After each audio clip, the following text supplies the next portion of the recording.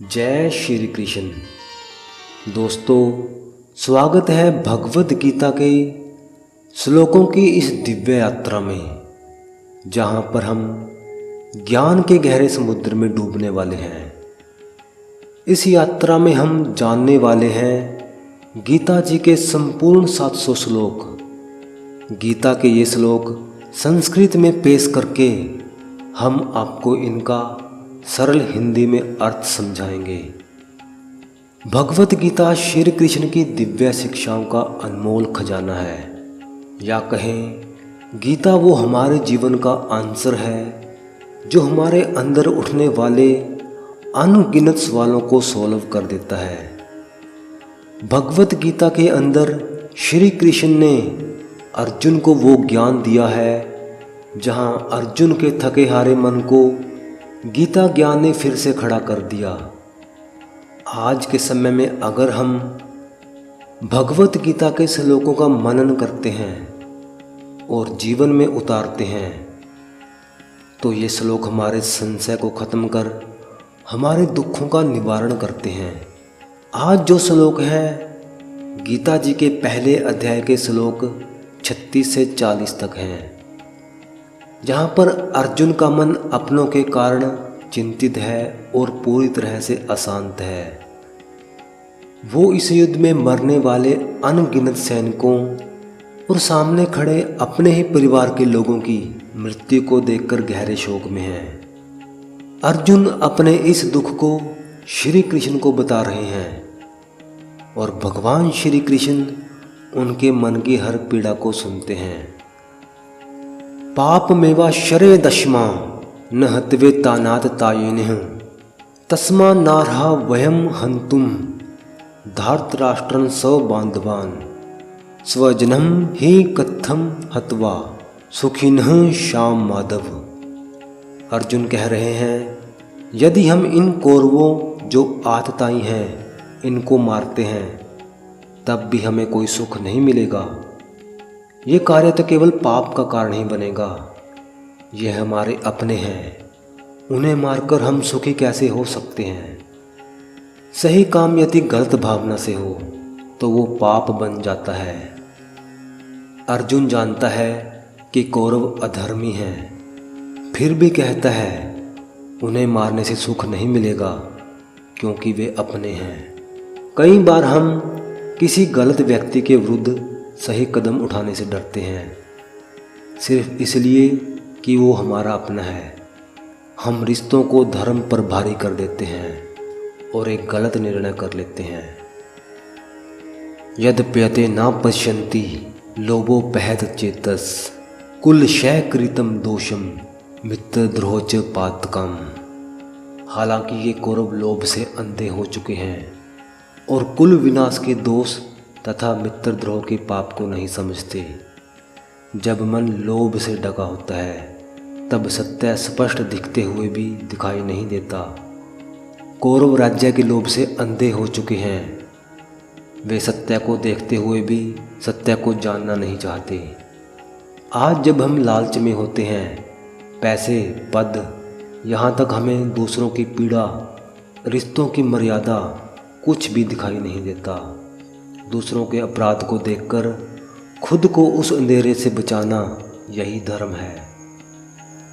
कथम न गयम समाभि पापा दस्मा निवर्तितुम कुल क्षय कृतम दोषम पर पश्य बिदर जनार्दन।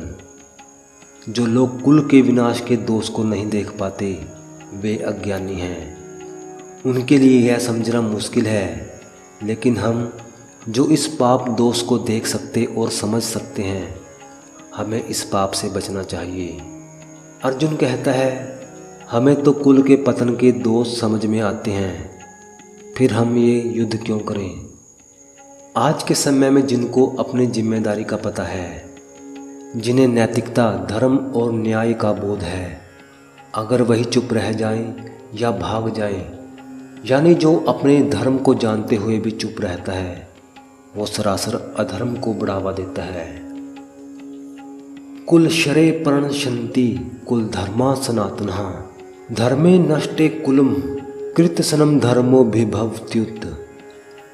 जब किसी कुल का नाश होता है तब उसके सनातन धर्म की कुल परंपराएं नष्ट हो जाती हैं, तो समस्त कुल पर अधर्म हावी हो जाता है।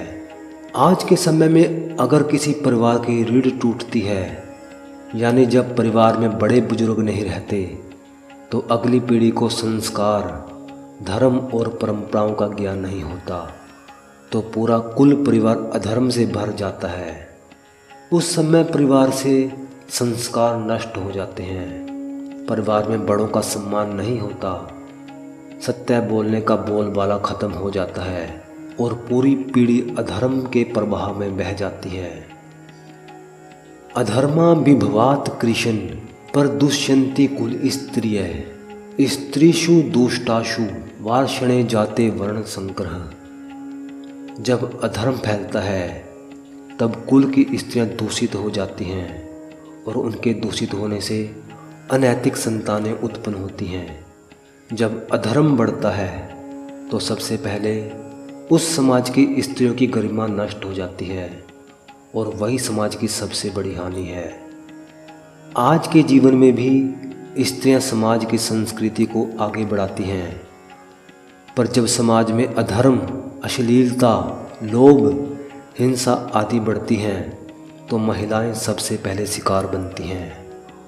और अगर स्त्रियां पतित हो जाएं तो संस्कार, शिक्षा और चरित्र की नींव ही टूट जाती है। अधर्म स्त्रियों की रक्षा नहीं करता, वो उसे सबसे पहले नष्ट करता है। जिस समाज ने स्त्रियों को खो दिया उसने भविष्य को खो दिया। इन श्लोकों से पता चलता है अर्जुन युद्ध से भाग नहीं रहा, वो तो अपने अंदर के युद्ध से जूझ रहा है।